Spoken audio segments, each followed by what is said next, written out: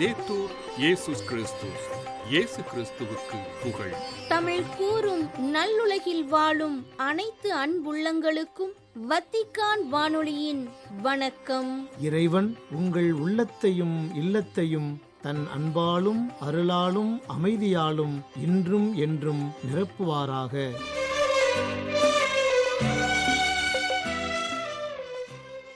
அன்பு நேயர்களே, வத்திக்கான் வானொலி இன்று உங்களுக்கு வழங்க இருப்பவை தடம் தந்த தகைமை மற்றும் பல் சுவை.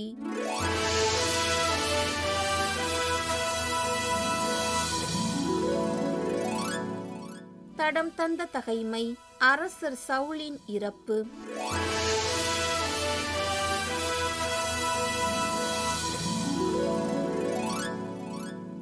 பெலிஸ்தியர் இஸ்ரேலரோடு போரிட்டனர். இஸ்ரேலர் பெலிஸ்தியர் முன்பாக புறமுதுகு காட்டி ஓடினர். கில்போவா மலையில் வெட்டுண்டு வீழ்ந்தனர். பெலிஸ்தியர் சவுலையும் அவர் புதல்வரையும் துரத்தி பிடித்து சவுலின் புதல்வர் யோனத்தான், அபினதாபு, மல்கிசுவா ஆகியோரை வெட்டி வீழ்த்தினர். சவுலுக்கு எதிராய் அவர்கள் கடும் போர் புரிந்தனர். வில் வீரர் அவரை கண்டுகொண்டதும் அம்புகளால் அவரை காயப்படுத்தினர். அப்போது சவுல் தமது போர்க்களன் சுமப்போனை நோக்கி, விருத்த சேதனமற்ற இவர்கள் என்னை ஏளனம் செய்யாதபடி உன் வாளை உருவி என்னை கொன்றுவிடு என்றார். அவர் தம் போர்க்களன் சுமப்போன் மிகவும் அச்சமுற்று, அவ்வாறு செய்ய மாட்டேன் என்றான். எனவே சவுல் தம் வாளை நட்டு வைத்து அதன் மேல் வீழ்ந்தார். சவுல் இறந்ததை அவர் தம் போர்க்களன் சுமப்போன் கண்டு அவனும் தன் வாளின் மேல் விழுந்து மடிந்தான். இவ்வாறு சவுலும் அவர்தம் புதல்வர் மூவரும் மடிந்தனர். அவரோடு அவர் குடும்பம் முழுவதும் அழிந்தது. பள்ளத்தாக்கிலே குடியிருந்த இஸ்ரேலர் தங்கள் படை புறமுதுகிட்டு ஓடியதையும் சவுலும் அவர் புதல்வரும் இறந்து போனதையும் கண்டு அவர்கள் தங்கள் நகர்களை விட்டு தப்பி ஓடினர். பெலிஸ்தியர் வந்து அவற்றில் குடியேறினர்.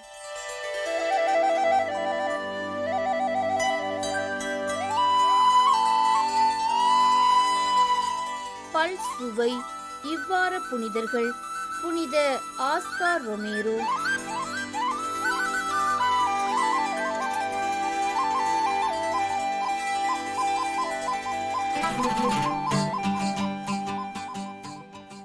அன்பு நேயர்களே, தவக்காலத்தின் 3ஆம் வாரத்தில் அடியெடுத்து வைத்திருக்கும் நாம் இவ்வாற புனிதர்களாகிய புனித ஆஸ்கார் ரொமேரோ, இயேசு பிறப்பின் முன் அறிவிப்பு பெருவிழா, புனித மார்கரெட் கிளித்ரோ, புனித ரூபர்ட், புனித வெஞ்சூரினா, புனித பெர்த்தோல்ட் ஆகியோர் குறித்து இன்றைய நம் பல்சுவையில் காணலாம்.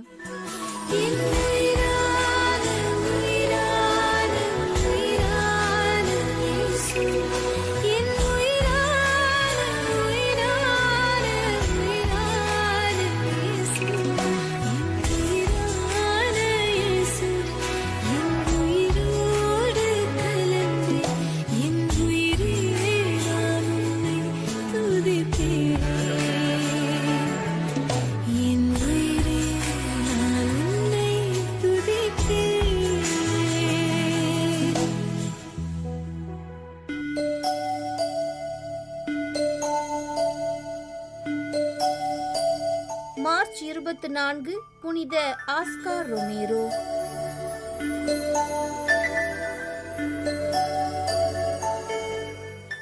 ஆயிரத்து 1917 ஆண்டு ஆகஸ்ட் 15 அன்று செந்தோஸ் ரொமேரோ எனும் தந்தைக்கும் குவாதலூப் தி ஜீசஸ் கல்தமேஸ் எனும் தாயாருக்கும் மகனாக பிறந்தவர் புனித ஆஸ்கார் ரொமேரோ. 1919 ஆண்டு மே 11 அன்று அருள் தந்தை செசிலியோ மொரெல்ஸ் என்பவரால் திருமுழுக்கு அருளடையாளம் பெறப்பட்ட இவருக்கு 5 சகோதரர்களும் 2 சகோதரிகளும் இருந்தனர். ஆஸ்கார் அர்னல்போ ரொமேரோ ஓய் கல்தமேஸ் எனும் இயற்பெயர் கொண்ட இவர் உள்ளூரிலேயே பொது பள்ளியில் ஆரம்ப கல்வி பயின்றார். 13 வயது வரை தனியார் பள்ளியில் கல்வி பயின்ற இவருக்கு இவரது தந்தையார் தச்சு தொழில் பயிற்றுவித்தார். இளம் வயதிலேயே குருத்துவம் பயில்வதில் ஆர்வத்தை வெளிப்படுத்திய ரொமேரோ சென் மிகுவேல் நகரில் உள்ள இளம் இறையியல் பள்ளியில் சேர்ந்தார்.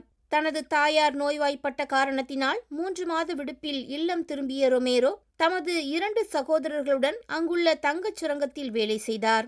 3 மாத விடுப்பு முடிந்ததும் குருகுலம் வந்து இறையியல் பட்டம் பெற்ற இவர் சன் சால்வதோர் நகரில் உள்ள தேசிய குருத்துவ கல்லூரியில் இணைந்தார். அதன்பின் ரோம் நகரில் உள்ள கிரகோரியன் பல்கலைக்கழகத்தில் இறையியல் கல்வியை 1941ஆம் ஆண்டு நிறைவு செய்த இவர் 1942ஆம் ஆண்டு ஏப்ரல் 4 அன்று ரோம் நகரில் குருத்துவ அருள்பொழிவு பெற்றார். 2ஆம் உலகப் போர் நடந்த காலகட்டமாதலால் பயண கட்டுப்பாடுகளின் காரணமாக இவரது பெற்றோரால் குருத்துவ அருள்பொழிவு நிகழ்வில் கலந்து கொள்ள இயலவில்லை. இறையியலில் முனைவர் பட்ட படிப்புக்காக இத்தாலியிலேயே தங்கிய ரொமேரோ 1943ஆம் ஆண்டு தனது படிப்பு முடிவதற்கு முன்னரே தனது சொந்த நாடு திரும்பும்படி ஆயரிடமிருந்து அழைப்பு பெற்றார். தம்முடன் முனைவர் பட்ட படிப்பில் ஈடுபட்டிருந்த அருள் தந்தை வலதேர்ஸ் எனும் நண்பருடன் தமது பயணத்தை தொடங்கிய ரொமேரோ தங்கள் நாடு திரும்பும் முன்பு ஸ்பெயின், கியூபா எனும் நாடுகளில் தங்கினர். இவர்கள் பாசிச இத்தாலியிலிருந்து வந்திருப்பதாக கியூபா நாட்டு போலீசாரால் கைது செய்யப்பட்டு தொடர் தடுப்பு முகாம்களில் வைக்கப்பட்டனர். பல மாதங்கள் சிறைகளில் இருந்த காரணத்தால் அருள் தந்தை வலடேர்ஸ் நோய்வாய்ப்பட்டார். அங்கிருந்த மீட்பர் இயேசு சபை குருக்கள் இவரை ஒரு மருத்துவமனைக்கு மாற்ற உதவி செய்தார்கள். கியூபா காவலிலிருந்து விடுவிக்கப்பட்டு மெக்சிகோவுக்கு கடல் பயணம் தொடங்கி அங்கிருந்து எல் சல்வதோர் சென்றனர். தொடக்கத்தில் அனமோரோஸ் எனும் இடத்தின் பங்கு தந்தையாக நியமிக்கப்பட்ட ரொமேரோ பின்னர் சென் மிகுவேல் சென்று அங்கே 20 ஆண்டுகளுக்கு மேல் பணியாற்றினார். 1966ஆம் ஆண்டு எல் சல்வதோர் நாட்டின் ஆயர் பேரவையின் செயலாளராக தேர்வு செய்யப்பட்டு உயர் மறைமாவட்ட செய்தி இதழின் இயக்குநராகவும் பணியாற்றினார். 1970ஆம் ஆண்டு சன் சல்வதோர் உயர் மறைமாவட்ட துணை ஆயராக நியமிக்கப்பட்ட இவர் 1974ஆம் ஆண்டு எளிய கிராமப்புற மறைமாவட்டமான சந்தியாகோ தி மரியா மறைமாவட்ட ஆயராக நியமிக்கப்பட்டார். 1977ஆம் ஆண்டு பிப்ரவரி 23 அன்று சன் சல்வதோர் உயர் மறைமாவட்ட பேராயராக நியமிக்கப்பட்டார். மார்ச் 24 அன்று ஓப்பஸ் டே என்று அழைக்கப்படும் குருக்கள் மற்றும் இறைமக்களின் ஒன்றிய சமூகம் ஏற்பாடு செய்திருந்த நினைவுகூரல் நிகழ்வுகளில் கலந்து கொண்டார். அன்று மாலை திரு அவை நடத்தும் புற்று நோயாளிகளுக்கான இறையிறக்க மருத்துவமனையின் சிற்றாலயத்தில் திருப்பலி நிறைவேற்றிய ரொமேரோ மறையுரையை நிறைவு செய்த பிறகு சிகப்பு நிற போக்குவரத்து வண்டி சிற்றாலயத்திற்கு எதிரே இருந்த நிறுத்தத்தில் வந்து நின்றது. வண்டியிலிருந்து இறங்கிய துப்பாக்கி ஏந்தியவர்கள் சிற்றாலயத்தினுள் நுழைந்து ரொமேரோவை நோக்கி சுட்டனர். துப்பாக்கியினால் சுடப்பட்ட ரொமேரோ அங்கேயே உயிரிழந்தார். சிற்றாலயத்தில் திருப்பலி நிறைவேற்றுகையில் படுகொலை செய்யப்பட்ட ரொமேரோவை கொன்ற கொலையாளி யார் என்று கண்டுபிடிக்க இயலாத நிலையில் ஐக்கிய நாடுகள் அமைப்பினால் அங்கீகாரம் அளிக்கப்பட்ட உண்மை கண்டறியும் விசாரணை கமிஷன் ராபர்ட் தி ஐசன் என்பவர்தான் இப்படுகொலையை நிகழ்த்த உத்தரவிட்டது என்று கண்டறிந்து அவருக்கு தீர்ப்பளித்தனர்.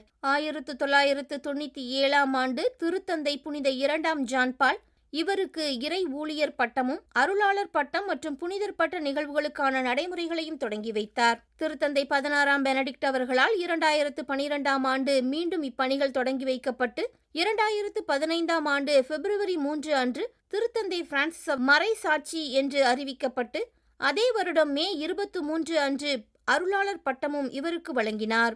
2018ஆம் ஆண்டு அக்டோபர் 14 அன்று புனித பேதுரு பெருங்கோவில் வளாகத்தில் திருத்தந்தை பிரான்சிஸ் அவர்களால் புனிதராக உயர்த்தப்பட்டார் பேராயர் ஆஸ்கார் ரொமேரோ.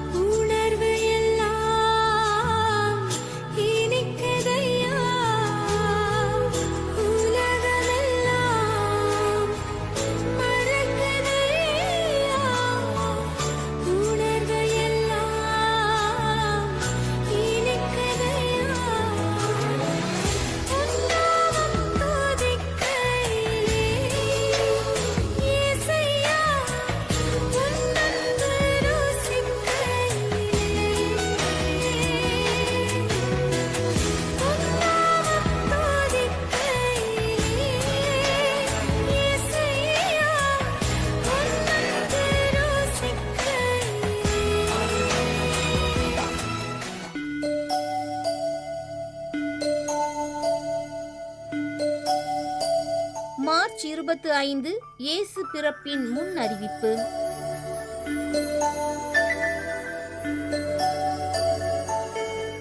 இயேசு பிறப்பின் முன் அறிவிப்பு அல்லது மங்கள வார்த்தை அறிவிப்பு என்பது லூக்கா நற்செய்தியில் உள்ளபடி கபிரியேல் வானதூதர் கன்னி மரியாவுக்கு தோன்றி அவர் தூய ஆவியினால் கருவுற்று ஒரு மகனை பெற்று இயேசுவின் தாயாவார் என்பதனை அறிவித்த நிகழ்வாகும். இந்நிகழ்வின் போதே மரியாவிடம் கபிரியேல் தூதர் பிறக்கவிருக்கும் குழந்தைக்கு இயேசு என பெயரிடச் சொன்னார். மேலும் திருமுழுக்கு யோவானின் பிறப்பையும் மரியாவிடம் எடுத்து எம்பினார். மரியாவின் உறவினராகிய எலிசபெத்தும் தமது முதிர்ந்த வயதில் ஒரு மகனை கருத்தரித்திருக்கிறார் எனவும், கருவுற இயலாதவர் என்று சொல்லப்பட்ட அவருக்கு இது 6ஆம் மாதம் எனவும் மரியாவுக்கு அறிவித்தார். இயேசு பிறப்புக்கு 9 மாதங்களுக்கு முன்பு கொண்டாடப்படும் நிகழ்வு இயேசுவின் பாடுகளின் காலத்தில் நிகழ்கின்றது என்பதும் குறிப்பிடத்தக்கது. இவ்விழாவுக்கான நாளினை முதலாக அறிவித்தவர் ரெனேயு ஆவார்.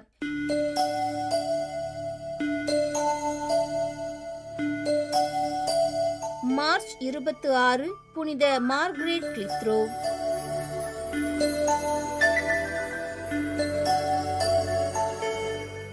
கிபி 1556ஆம் ஆண்டு வடக்கு இங்கிலாந்து நாட்டின் யோஷேர் என்னும் இடத்தில் பிறந்தவர் மார்கரெட் கிளித்ரோ.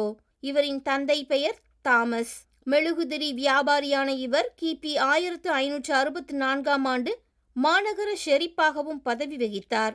தந்தை 14 வயதில் இறந்து போக தாயார் ஜென் மில்டேனுடன் வாழ்ந்து வந்த புனித மார்கரெட் கிளித்ரோ தந்தையாரின் தொழிலை தானே முன்னெடுத்து செய்தார். கிபி 1571ஆம் ஆண்டு திருமணம் முடித்த இவருக்கு 3 குழந்தைகள் பிறந்தனர். ஷெம்பில்ஸ் எனப்படும் பழைய தெருவில் வசித்து வந்த இவர்கள் குடும்பம் கிபி 1574ஆம் ஆண்டு கத்தோலிக்க திரு அவைக்கு மதம் மாறியது. கணவர் ஜான் கிளித்ரோ கத்தோலிக்க திரு அவையை சேராதவராய் இருந்தாலும் சகோதரர் வில்லியம் கத்தோலிக்க குரு என்ற காரணத்தினால் கத்தோலிக்க மதத்தினை முழுமையாக பின்பற்றினார். மார்கரெட் எதிர் திரு அவையின் ஆலய பணிகளில் கலந்து கொள்ளாததற்காக மார்கரெட்டுக்கு விதிக்கப்பட்ட அபராத தொகையை அவரது கணவர் செலுத்தினார். ஆலய பணிகளில் கலந்து கொள்ளாததற்காக கிபி 1577ஆம் ஆண்டு மார்கரெட் கைது செய்யப்பட்டு சிறையில் அடைக்கப்பட்டார். யோர்கஸ்டில் என்று அழைக்கப்படும் சிறைக்கூடத்தில் அடைக்கப்பட்ட மார்கரெட் தனது 3வது மகனான வில்லியமை அங்கே பெற்றெடுத்தார். கத்தோலிக்க குருக்களுக்கு தங்க இடம் கொடுப்பதிலும் அவர்களை பராமரிப்பதிலும் தமது உயிரை பணயம் வைத்து செய்தார். தமது வீட்டுடன் ஒட்டியிருந்த ஒரு அறையை குருக்கள் மறைந்து வாழ்வதற்காக கொடுத்திருந்த மார்கரெட் தமது வீட்டின் சிறிது தூரத்தில் இருந்த இன்னொரு வீட்டையும் வாடகைக்கு எடுத்து குருக்களுக்காக அதனை அளித்தார். குருக்கள் மறைவாக தங்கியிருந்து திருப்பலிகள் அங்கே நிகழ்த்தினர். கத்தோலிக்க திருமறையும் திருப்பலிகளும் தடை செய்யப்பட்டிருந்த அக்காலத்தில் கத்தோலிக்க குருக்களுக்கு அடைக்கலம் தருவது தண்டனைக்குரிய குற்றமாக கருதப்பட்டது. கத்தோலிக்க குருக்களுக்கு தங்குவதற்கான மறைவிடங்களை ஏற்பாடு செய்து தந்த குற்றத்திற்காக அசிசேஸ் நீதிமன்றங்களில் விசாரிக்கப்பட்டார் மார்கரெட். கிபி 1586ஆம் ஆண்டு லேடி டே என்றழைக்கப்படும் அன்னை மரியாள் தினத்தன்று கொல்லப்பட்டார். திருத்தந்தை 11ஆம் பயஸ் 1929ஆம் ஆண்டு டிசம்பர் 15 அன்று இவருக்கு அருளாளர் பட்டத்தையும், திருத்தந்தை 6ஆம் பவுல் அவர்கள் 1970ஆம் ஆண்டு அக்டோபர் 25 அன்று புனிதர் பட்டத்தையும் வழங்கினார்.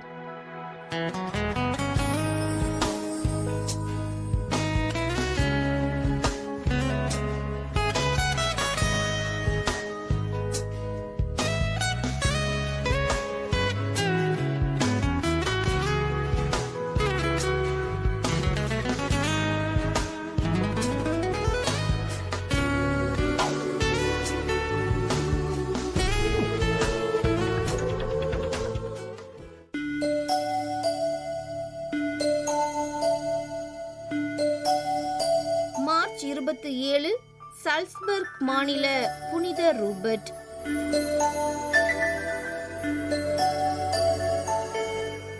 சால்ஸ்பர்க் மாநில புனித ரூபர்ட் ஓம்ஸ் மறைமாவட்ட ஆயரும், சால்ஸ்பர்க் மறைமாவட்டத்தின் முதல் ஆயரும், சால்ஸ்பர்க் புனித பீட்டர் துறவு மடத்தின் அதிபதியும் ஆவார்.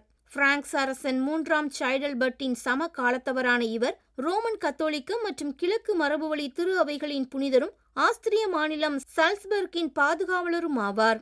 பிரான்கிஸ் மொரோவிஞ்சியன் அரச குடும்பத்தின் வழி தோன்றலான புனித ரூபர்ட் பக்தியுள்ள ஆயராக விளங்கினார். அங்கே உள்ளூர் மக்களை கத்தோலிக்க மதத்திற்கு மனம் மாற்றினார். டனூப் ஆற்றில் பயணித்து அநேக நகரங்களுக்கும் கிராமங்களுக்கும் சென்ற இவர் விரைவிலேயே ஆவாஸ் எனும் கௌகாசிக இனத்தவர் அரசாண்ட டனூப் நதியின் தென்கரையோரமுள்ள பனோனிய நிலப்பகுதிகளில் கத்தோலிக்க மறையை பரப்பினார். ஆவார் பிரதேசங்களில் உண்டான போர்ச்சூழல் ரூபர்ட்டை மறைப்பணியின் திட்டங்களை கைவிடச் செய்ய ஜூவா நகரை தமது தளமாக ஆக்கிக் கொண்டு நகரின் பெயரை சால்ஸ்பர்க் என்று மாற்றினார். பண்டைய கிறிஸ்தவ பாரம்பரியங்களை கட்டியமைத்து புனித பீட்டர் துறவு மடத்தினை மறுசீரமைத்தார். சால்ஸ்பர்க் பேராலயம் கட்டுவதற்கான அடித்தளங்களை உண்டாக்கி அதனை வெர்சீலியன் ஆயர் காலத்தில் நிறைவுறச் செய்தார். நோன்பர்க் என்னுமிடத்தில் அருட்சகோதரியருக்கான பெனடிக்டைன் துறவு மடத்தினை நிறுவி அவரது மருமகள் புனித எரென்ரூட் என்பவரை மடத்தின் முதல் தலைவராக நியமித்தார். கல்வி மற்றும் பிற சீர்திருத்தங்களை அறிமுகப்படுத்திய ரூபர்ட் பவரியாவின் பிரபு தியோடாவிடமிருந்து பீடிங் மற்றும் ரைசல்ஸ் ஆகிய இடங்களைச் சுற்றியுள்ள தோட்டங்களை கொடையாக பெற்றார். கிபி 710 மார்ச் 27 அன்று புனித ரூபர்ட் இறந்தார்.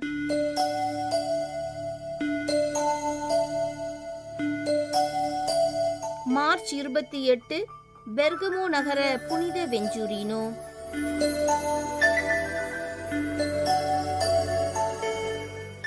இத்தாலியின் பெர்கமோ என்ற இடத்தில் பிறந்த இவர் 1319 ஜனவரி 22 அன்று பெர்கமோவில் உள்ள புனித ஸ்டீஃபன் பள்ளியில் துறவியர் சபை மறையுரையாளராக பணியேற்றார். 1335 பிப்ரவரி மாதம் இவர் மனம் மாற்றிய ஏறக்குறைய 30,000 பேருடன் ரோம் நகருக்கு திரு யாத்திரை செல்ல திட்டமிட்டார். இவரது நோக்கம் தவறாக புரிந்து கொள்ளப்பட்டதால் அவிஞா நகரில் தங்கியிருந்த திருத்தந்தை 12ஆம் பெனடிக்ட் பெஞ்சூரினோ தம்மைத்தாமே திருத்தந்தையாக அறிவிக்க விரும்புகிறார் என்று நினைத்தார். கிபி 1335 முதல் 1343 வரையிலான 8 ஆண்டுகள் சிறையில் இருந்தார். திருத்தந்தை 6வது கிளெமெண்டினால் விடுதலை செய்யப்பட்ட வெஞ்சூரினோ 1344 ஜனவரி 4 அன்று துருக்கியர்களுக்கு எதிரான சிலுவை போர் பற்றி மறையுரை நிகழ்த்த நியமிக்கப்பட்டார். இதில் அவர் கண்ட வெற்றி இவரது எழுத்துக்கள், சொற்பொழிவுகள் மற்றும் கடிதங்களை உலகெங்கும் பரவச் செய்தது. பெஞ்சூரினோ கிபி 1346 மார்ச் 28 அன்று தமது 42வது வயதில் கிரேக்க நகரான ஸ்மிர்னா எனுமிடத்தில் இறந்தார்.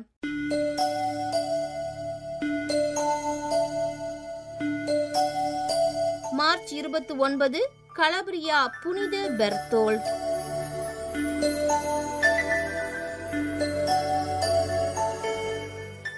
புனித பெர்த்தோல்ட் ஒரு நார்மன் பிரெஞ்சு சிலுவை போராளி. 1185 கார்மேல் மலையில் ஒரு துறவியர் காலனியை நிறுவினார். 15ஆம் நூற்றாண்டில் புனித கார்மேல் மலையின் பெர்த்தோல்ட் எனும் பெயருடன் கார்மேல் இலக்கியத்திற்காக அறிமுகப்படுத்தப்பட்டார். புனித பிரகோட் என்பவருக்கு முன்னதாக கார்மேல் சபையின் தலைவராக இருந்ததாக இவர் கூறப்படுகிறார். தென்மேற்கு பிரான்சின் மாலிபே எனுமிடத்தில் லீமோஜஸ் எனும் பிரபுக்கள் குடும்பத்தில் பிறந்த இவர் கலாபிரியா என்ற ஊரைச் சேர்ந்தவர் அல்லர். புனித பூமியின் அந்தியோக்கு நகரில் சாராசென்ஸ் முற்றுகையின் போது பெர்த்தோல்டு சிலுவை போராளியாக அங்கே சென்றார். இக்காலகட்டத்தில் இறைவன் இயேசு இவருக்கு திருக்காட்சி தந்து போர் வீரர்கள் தீய வழியில் செல்வதை கண்டித்தார். அக்காலத்தில் மேற்கே இருந்து சிதறிய எண்ணற்ற துறவிகள் பாலஸ்தீனம் முழுவதும் பரவியிருந்தனர். 1185 கார்மேல் மலை திரும்பிய பெர்த்தோல்ட் சிறு ஆலயம் ஒன்றினை கட்டி எழுப்பினார். சிதறுண்ட துறவியருக்காக ஒரு சபையை தொடங்கி அச்சபையை பின்னாளில் கார்மேல் சபை என்று அழைக்கப்பட்டது. தன்னுடன் பல சகோதரர்களை இணைத்துக் கொண்டு பல துறவர இல்லங்களை கட்டிய இவர் பலமுறை திருக்காட்சிகளை பெற்று இறை வாக்கினரைப் போல வாழ்ந்தார்.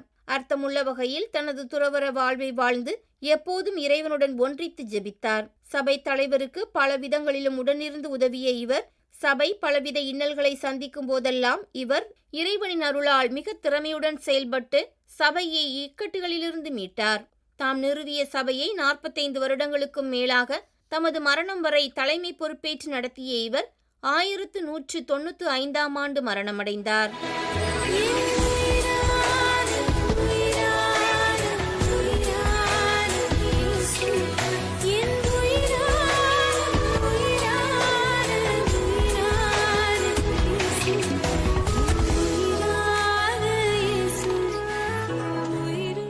இவ்வாறு புனிதர்கள் புனித ஆஸ்கார் ரொமேரோ என்ற தலைப்பில் இன்றைய பல் சுவையினை உங்களுக்கு வழங்கியது வத்திக்கான் வானொலி.